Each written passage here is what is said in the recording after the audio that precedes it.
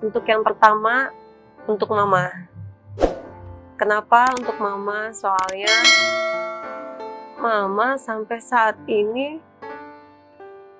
selalu ada di samping Cindy, Dok. Saat Cindy susah, Cindy senang, Cindy sedih, Cindy gimana, mama selalu ada. Hai, Assalamualaikum warahmatullahi wabarakatuh. Kita ketemu lagi di Zila Channel.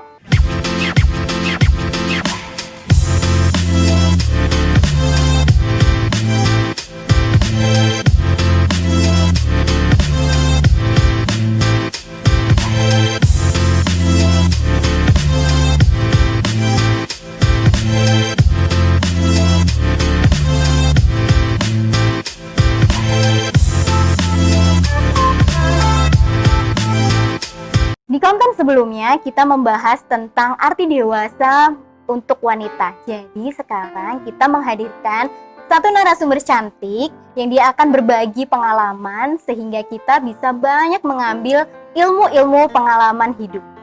Jadi ini dia Kak Cindy. Halo, Dok. Iya, gimana kabar Kak? Alhamdulillah Sehat? baik, sehat Iya. semuanya. Oke. Seperti yang kita tahu, Kak Cindy ini adalah seorang yang sangat-sangat multitalenta dan dia juga memiliki perjalanan hidup yang cukup panjang sehingga kita bisa mengambil hikmah dan kita bisa mengambil pengalaman hidup supaya kita bisa belajar lebih banyak lagi. Kak Cindy, hai. Selamat datang di channel saya ya. Akhirnya kita ketemu. Ini adalah konten kedua saya. Di sini kita akan banyak berbincang-bincang tentang kehidupan Kak Cindy supaya kita bisa mengambil ilmu, kita mengambil sisi positifnya gitu. Artinya kita bikin konten ini adalah pembelajaran bagi saya, bagi Kak Cindy juga dan bagi pemirsa yang nonton juga, gitu ya. Oke.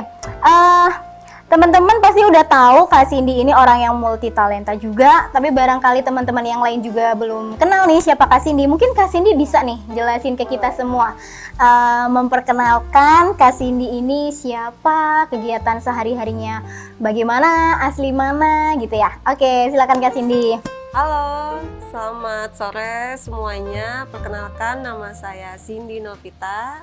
Saya asli dari Bandung, cuman tinggal lama di Cilegon, gitu Dok.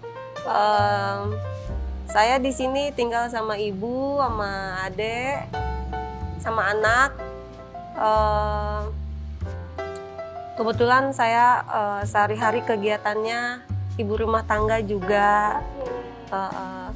Selain ibu rumah tangga, apa nih Kak untuk kegiatan sehari-harinya, untuk mengisi waktu, bahkan mungkin untuk menyibukkan diri dan berprofesi seperti apa? Karena yang saya tahu nih Kak Cindy adalah seorang single fighter yang menurut saya cukup strong, cukup kuat gitu. Ngurusin anak ya Dok Ngurusin ya? anak, iya bener banget. Jadi mengurusin anak aja sendiri itu udah cukup menguras tenaga. Lebih-lebih kalau nggak salah nih, bener nggak Kak Cindy adalah seorang apa ya, aku bilang tulang punggung keluarga, bener nggak? Terus gimana perjalanan Kak Cindy menjadi tulang punggung keluarga itu dari mana saja perjalanannya, diawali dari apa sampai akhirnya Kak Cindy punya Miss P. Jadi kita sekarang syuting di Miss P, di galerinya Kak Cindy. Mungkin Kak Cindy bisa ceritain tuh awalnya titik terenolnya itu bagaimana sampai akhirnya Kak Cindy berdiri setegak ini dengan kaki Kak Cindy. Oke Dok, jadi awalnya aku tuh terjun di dunia entertain, ya kan, di dunia modeling. Aku sempat sanggar di namanya Rossi Serang. Nah itu aku udah lama banget dari sekolah sampai aku lulus sekolah gitu kan. Karena mungkin aku hobi gitu kan, hobi foto, terus aku catwalk gitu kan. Nah jadi dari hobi situlah aku seneng, jadi gimana caranya hobi ini bisa menghasilkan gitu. Nah akhirnya aku ikut kalau ada job-job foto, model, aku ikut gitu. Aku ikut audisi apa segala macem.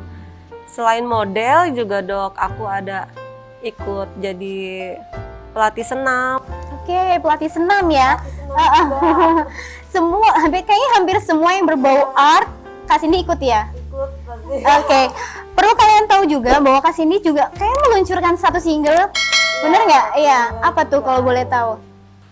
Lagunya pop sih, judulnya Kamu Kasar. Iya, gitu. Terus tapi kalau aku lebih fokus ke usaha. Usaha, kalau boleh diceritain, usahanya itu bidang apa? Kalau usaha aku di bidang kayak sulam alis, pokoknya kecantikan semuanya itu ada, kayak itu bulu mata, untuk rambut juga ada gitu kan. Alhamdulillah aku kerjain pokoknya semuanya. Oke, kita sekarang lebih intens lagi pembicaraannya. Nah, kalau boleh tahu nih Kak, apakah usaha yang Kakak jalanin sekarang itu Kakak rintis sejak berapa lama dan apakah langsung sekuat ini seperti itu? Enggak dong, jadi semua kan butuh proses dok. Dimana kita awalnya tidak punya apa-apa sampai kita punya seperti ini gitu kan. Semua kita lakuin penuh dengan perjuangan bertahun-tahun gitu kan. Kalau bicara bertahun-tahun, kira-kira nih udah berapa lama kira-kira? Berapa waktu yang dibutuhkan Kak Cindy? Berapa lamanya? Mungkin sekitar 7 tahun kali ya. 7 tahun ya? 7 tahun. 6 sampai 7 tahun berarti ya? Enggak 6, 7 tahun. Iya, berarti itu dari anak masih kecil? Ya, anak masih kecil, pokoknya aku ngurusin sendiri anak aku ngurusin anak sambil menjalankan nafkah, usaha. gitu. Oke, sambil menjadi tulang punggung dari keluarga. Betul sekali. Artinya usaha ini Kak Cindy bentuk tidak dalam waktu yang instan. Iya, semua butuh proses. Prosesnya juga pasti tidak mudah ya. Oke, nah selama menjalani semua itu, apa saja yang udah Kak Cindy lakukan untuk bertahan hidup pastinya, untuk meningkatkan kualitas hidup? Tadi Kak Cindy cerita tentang ikut sanggar, kemudian Kak Cindy catwalk juga. Nah selain itu mungkin Kak Cindy bisa jelasin lagi apa lagi yang sudah Kak Cindy, misalnya kursus atau mungkin apa gitu? Ya karena aku tipe orangnya gini, gimana caranya nih saya harus bisa sukses gitu kan. Gimana caranya saya harus maju. Dari sakit hatinya saya ada niat di dalam hati gimana caranya saya mau menjadi wanita yang sukses tapi sendiri untuk menghidupi keluarga saya. Ngobrolnya sambil berkaca-kaca ya. Oke, artinya kita menyadari bahwa seseorang wanita itu sebenarnya dia cukup kuat untuk berdiri sendiri. Meskipun harus terseok-seok, harus bertahun-tahun, harus mendengar sesuatu yang tidak nyaman di telinga. Tetapi seorang wanita bisa sekuat ini, motivasi pasti ada ya Kak ya? Ada dong. Apa motivasinya? Anak. Anak, oke. Seberapa besar anak menjadi motivasinya Kak Cindy? Kalau untuk seberapa besarnya tidak terlihat. Pokoknya itu besar banget bagaimana caranya. Apapun itu saya lakukan demi anak, demi masa depan anak dan demi keluarga saya. Gitu dong. Oke, suka duka menjadi seorang single fighter. Artinya berarti di sini lebih ke membesarkan dan mendidik anaknya. Sukanya dulu. Sukanya dulu. Kita harus tahu dari kedua sisi. Sukanya menjadi seorang single fighter mendidik anak. Sukanya. Jadi kalau sukanya ya saya lebih deket banget sama anak. Bisa menghidupi anak dengan hasil kerja keras saya sendiri gitu kan. Untuk anak, bisa ngedidik anak sendiri itu sebenarnya udah cukup luar biasa gitu ya dok ya, itu sukanya. Ikatan batin juga lebih terasa ya. Pernah nggak ninggalin anak untuk bekerja sampai berhari-hari? Iya, Pernah dong. Terus gimana rasanya? Jadi sebelum aku bisa di bidang usaha kecantikan ini, jadi aku sempat pelatihan itu di Jakarta selama 3 bulan. 3 bulan, oke, cukup lama. Pulang. Iya, Kangen dong ya. iya betul. Kangen gituan anak sama mama gitu kan. Jadi aku tuh pasti Gimana sih rasa seorang ibu yang harusnya ngurusin anak aja, tok fokus. Tapi di sini saya sedang berjuang gimana caranya saya mau maju, saya mau sukses untuk anak saya, untuk keluarga saya, sampai saya meninggalkan anak saya 3 bulan untuk pelatihan dan sekarang saya bisa punya seperti ini gitu. Benar. Nah, sampai di detik ini, sampai di hari kita bertemu ini, saya ingin tahu nih, apakah setelah melalui perjalanan yang cukup panjang, dari dulu sampai sekarang, Kak Cindy sekarang sudah merasa bahagia belum? Kalau bahagia itu pasti harus selalu bahagia. Kita menjalani apapun harus selalu bahagia aja dong. Berarti udah merasa bahagia nih? Bahagia dong. Berarti bener nggak kalau kita berprinsip atau kita berpikir bahwa bahagia itu sendiri sebenarnya kita yang menciptakan, bener nggak? Ya, bener dong. Bener ya? Mau bikin sendiri gimana caranya ya untuk hidup kita bahagia dan jauh lebih baik, gitu aja. Oke. Apakah Kak Cindy sudah menjalani hidup yang lebih baik dibanding masa lalu Kak Cindy untuk sekarang ini? Jauh lebih baiknya banget. Banget ya. Alhamdulillah. Berarti kan Tuhan mempunyai rencana yang lebih baik di saat kita pernah merasakan kesusahan, kesakitan apapun itu, dan alhamdulillah akhirnya semua kan bisa jadi kayak gitu. Oke. Ketakutan dalam menjalani hidup hari ini dan esok seterusnya ada nggak? Pasti ada. Ketakutan tentang apa itu kalau boleh saya tahu? Banyak. Nggak apa-apa, boleh kita sharing. Jadi apa sih ketakutan seorang udah mandiri, sudah bisa menjalani hidupnya sendiri, sudah bisa mencari nafkahnya sendiri, tapi ternyata masih ada yang ditakuti. Apa tuh? Faktor apa yang menjadi ketakutan? Pastinya banyak, karena saya posisi tulang punggung keluarga. Dan satu, saya menghidupi anak. Anak saya kan pasti bakal besar dong, ya kan? Bakal besar, bakalan kuliah, bakalan nanti apapun itu. Sedangkan saya hidup sendiri. Pasti saya mikir juga, nih hari ini makan ini, besok makan apa ya? Oke, itu apa lagi? Hari ini aku bisa bayar mobil, bayar ini. Nanti besok bisa nggak ya? Karena kan namanya rezeki kita nggak ada yang tahu. Memang rezeki pasti ada aja, Allah yang ngatur. Tapi ada hal yang ketakutan itu pasti ada gitu dong. Jujur nih Kak Cindy, kita saling jujur ya di sesi yang kali ini. Ada nggak ketakutan dari masa lalu yang Kak Cindy takutkan ia akan datang di masa depan? Ada nggak? Ada pasti. Berarti masa lalu itu masih membayangin? Masih trauma. Oke. Masih trauma, makanya kenapa sampai saya menjadi single mom gitu kan. Saya membesarkan anak sendiri bertahun-tahun, pasti ada rasa trauma, takut. Jika saya takut mengulangi hal yang begitu lagi, maksudnya mendapatkan kejadian yang seperti dulu. Lagi. Oke. Pasti ada. Apakah Kak Cindy udah memaafkan masa lalu? Kalau maafkan dari dulu udah dimaafkan. Tapi nggak pernah lupa ya? Dari dulu udah dimaafkan, tapi ya sudah. Iya. Cuman sekarang batasnya sebagai teman saja. Nggak ada dendam atau apa tuh, alhamdulillah saya nggak ada tuh. Nggak ada ya. Berarti sebenarnya kalau misalnya Kak Cindy tadi bilang ada ketakutan dari masa lalu yang akan datang, itu lebih kepada kejadiannya, bukan kepada objeknya.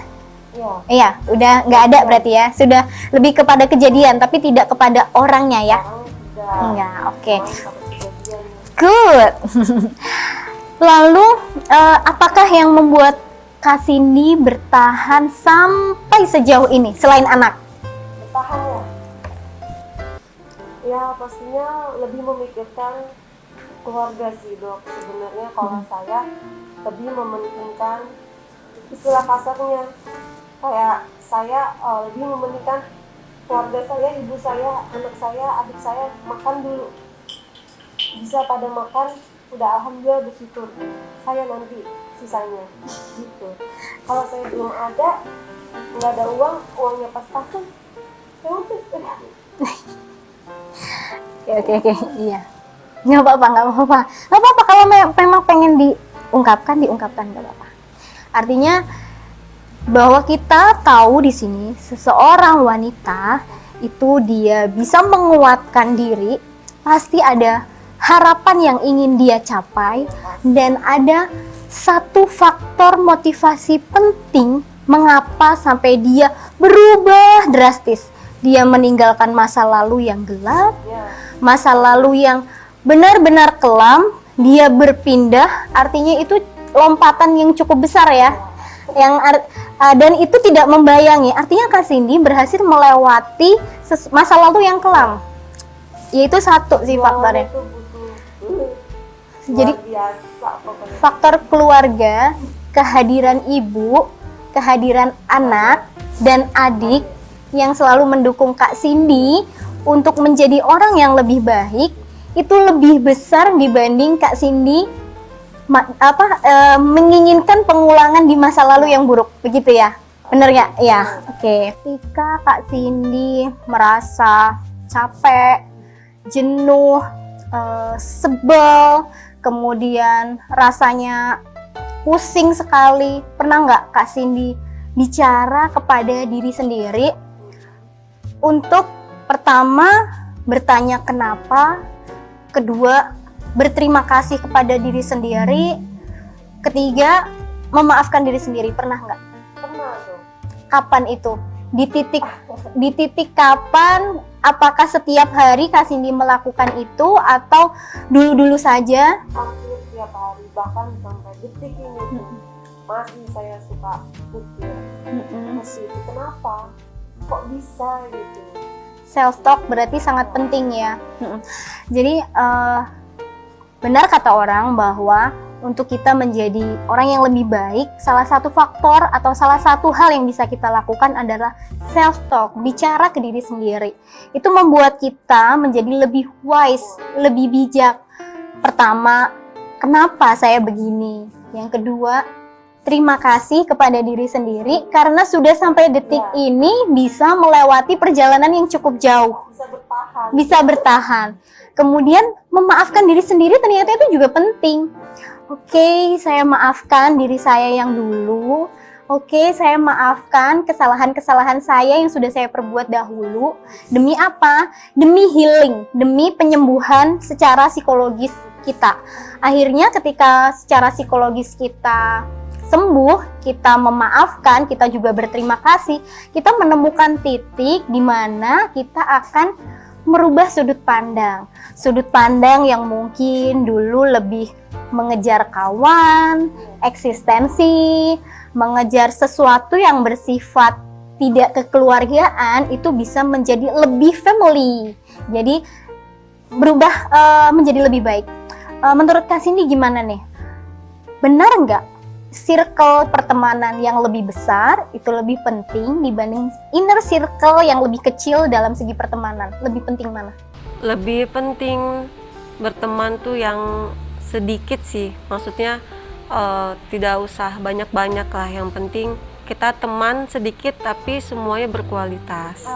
Gitu. Jadi lebih sedikit teman tetapi lebih berkualitas. Lebih benar menjadi teman seutuhnya, tidak teman yang teman-temanan yang tidak baik. Gitu. Oke. Karena kita sudah ngobrol panjang lebar, kita minum dulu aja ya Kak Cindy ya. Saya minum udah hampir setengahnya. Jadi kita ada Sada Jiva yang mendukung konten kita hari ini. Di sini Kak Cindy bisa lihat, di sini ada Sada Jiva, minuman herbal dari rempah-rempah asli yang segar. Silakan Kak Cindy bisa mencobanya. Boleh. Oke, silakan dicoba. Ya. Boleh. Boleh yang gede, boleh yang kecil. Ya. Oke. Jadi Sada Jiva ini adalah minuman rempah-rempah asli yang diolah sehingga dia menghasilkan minuman antioksidan dan penuh akan vitamin. Oke, boleh. Coba ya. Boleh.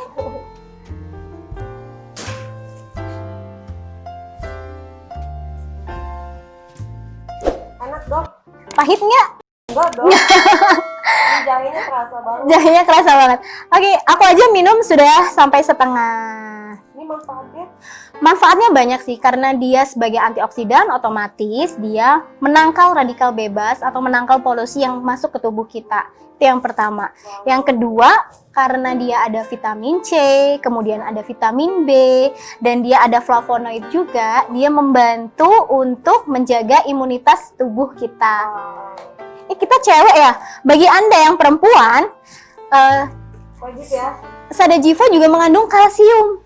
Jadi kalau kalian adalah seorang wanita, ibu-ibu yang pernah melahirkan, kehilangan banyak kalsium dan kalian membutuhkan kalsium, ini juga bisa dikonsumsi gitu. Gimana, seger ya rasanya ya? Enggak kok enak. Oke. Jahenya kerasa banget. Jahenya kerasa Luar banget. biasa. Pahit nggak? Enggak. jadi mitos bahwa minuman rempah-rempah pahit terpatahkan ya. Iya. Oke. Terima kasih Sadajiva atas persembahannya. Kita lanjut ya. Nah, kalau ada sosok yang ingin Kak Cindy ucapkan maaf, itu kepada siapa dan kenapa? Kepadanya pasti untuk yang pertama untuk mama. Kenapa untuk mama? Soalnya mama sampai saat ini selalu ada di samping Cindy, Dok. Saat Cindy susah, Cindy senang, Cindy sedih, Cindy gimana, mama selalu ada. Bahkan Cindy kerja, Cindy harus cari uang, Cindy mesti cari nafkah, Cindy titipin anak ke mama. Cuman mama yang selalu ada di samping Cindy. Makanya Cindy minta maaf banget ke mama, belum bisa bagiin mama sampai sekarang. Belum bisa senengin mama. Cuman Cindy selalu berdoa, ya Allah, bahagiakanlah mama di akhirat nanti. Tempatkanlah mama nanti di surga. Itu karena di sini saya sebagai anak belum bisa bahagiain mama, itu aja. Masih banyak repotin mama sampai saat ini. Sampai saya dulu waktu saya belum punya usaha, waktu saya belum kerja, saya belum modal, saya belum apa, saya nyari uang, jual baju daster. Saya punya motor. Anak saya masih umur 1 tahun, digendong sama mama. Kita jual serbuk pemutih, itu saya bagi. Di harganya berapa saya bagi untuk makan. Saya keliling, sekarang kemana. Di saat panas kita kepanasan bertiga. Di saat hujan kita pun kehujanan bertiga. Sampai basah-basahan. Saya, ibu saya, anak saya. Anak saya masih kecil waktu itu. Tapi mama tetap setia. Ada di samping terus ngedukung. Teh semangat. Teh. Itu. Sedih makanya aku nangis. Mama Kak Cindy pasti bangga sama Kak Cindy, karena sampai sejauh ini Kak Cindy bisa ngebuktiin bahwa Kak Cindy bisa berdiri tegar. Itu ya. Oke.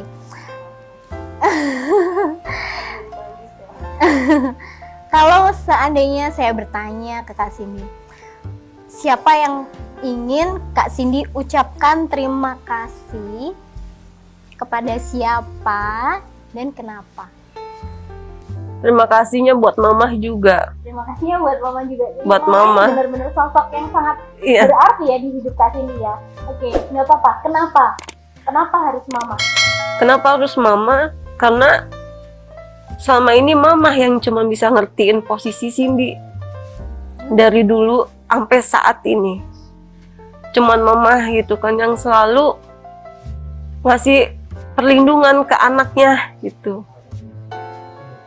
Gitu aja sih, Dok.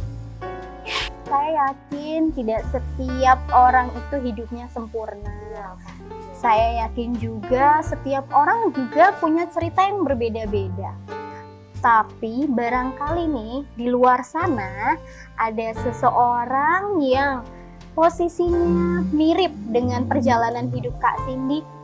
Apa nih nasihat Kak Cindy supaya dia tidak mengalami hal yang sama dengan Kak Cindy, ataupun kalau memang sekarang dia sudah mengalami kondisi yang mirip dengan Kak Cindy hadapin, apa yang harus dia lakukan?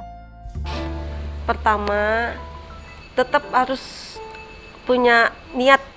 Kalau aku gitu sih, niat gimana caranya kita harus tetap bisa bertahan hidup gitu. Nggak hanya bertahan hidup, tetapi juga menjadi orang yang lebih baik. Iya, karena untuk bertahan hidup itu mudah, benar nggak? Tetapi untuk menjadi orang yang lebih baik itu butuh effort yang lebih, butuh kesungguhan yang benar-benar besar, ya nggak? Kalau bertahan hidup saja, semua orang bisa menjalani hidupnya. Dia bisa melakukan apapun yang dia inginkan, ya.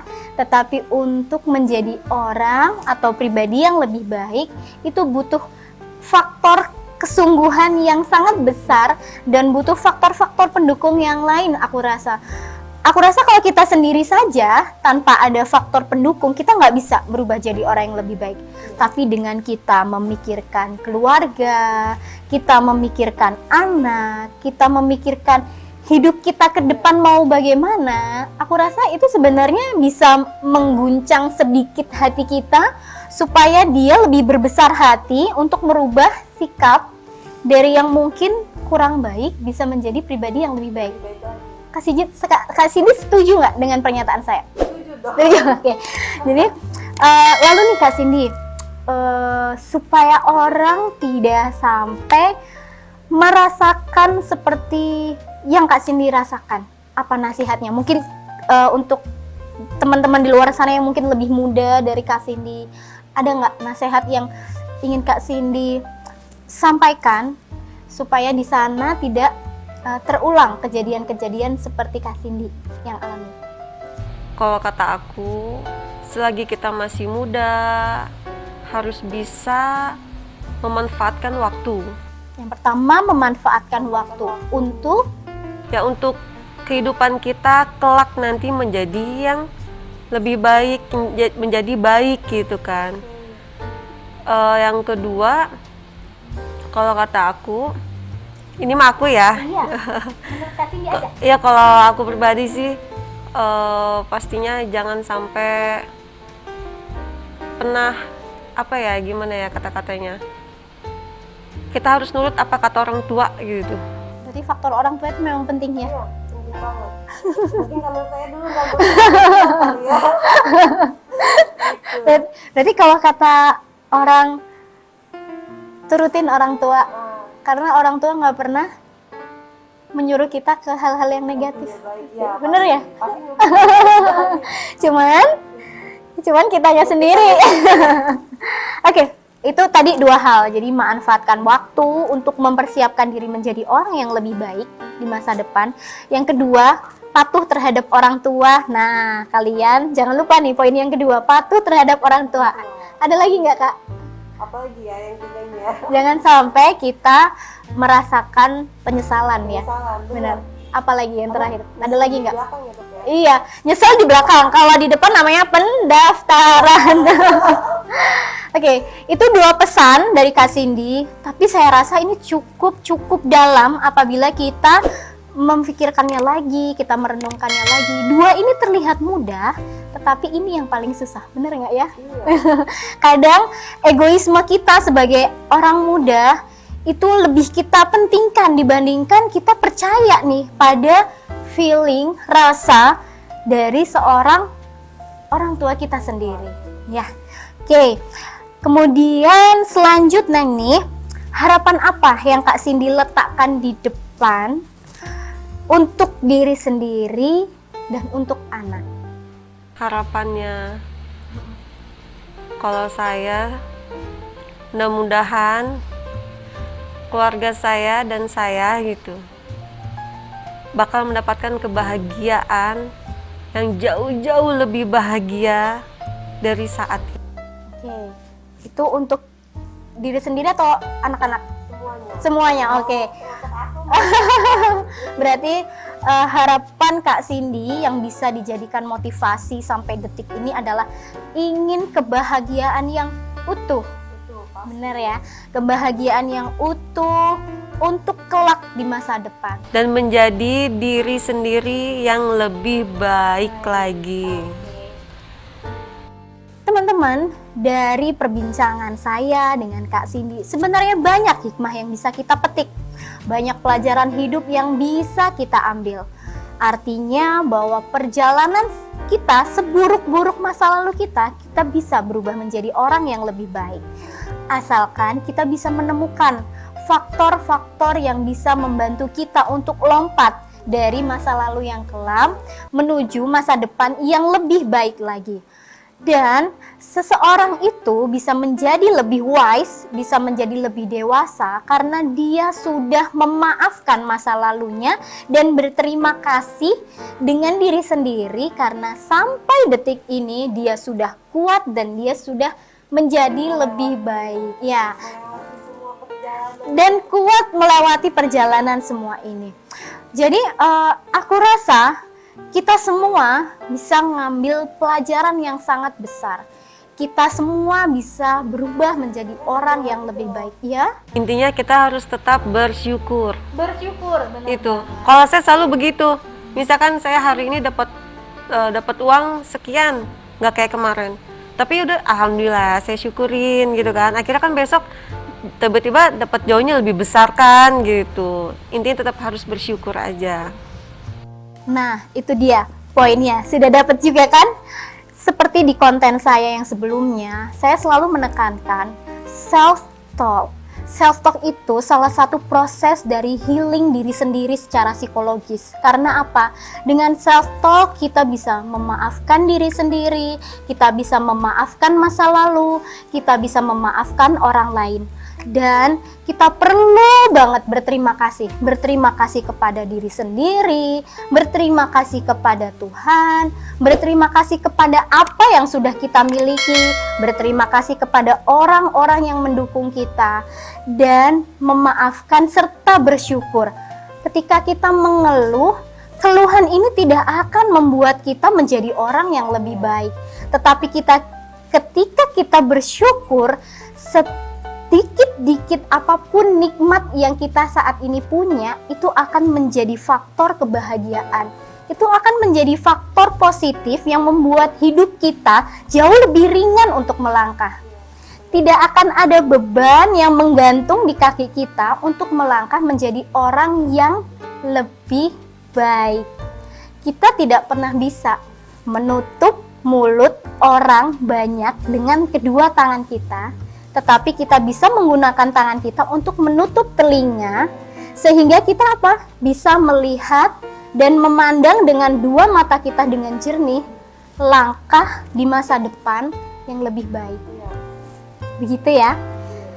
Sampai berjumpa lagi di konten berikutnya, tetap di Zila Channel. Nah, kalian juga jangan lupa untuk like, subscribe, dan komen. Jangan lupa juga untuk di-share untuk teman-temanmu yang lain. Serta jangan lupa untuk klik lonceng di atas agar kamu dapat notif dari Zila Channel untuk video-video yang selanjutnya. Dan terima kasih untuk kedatangan Kak Cindy kali ini. Kita akan berjumpa lagi mungkin di lain kesempatan. Terima kasih juga untuk ilmunya. Kita ucapkan sampai jumpa bersama-sama ya. Bye-bye. Kita lanjutin minumnya.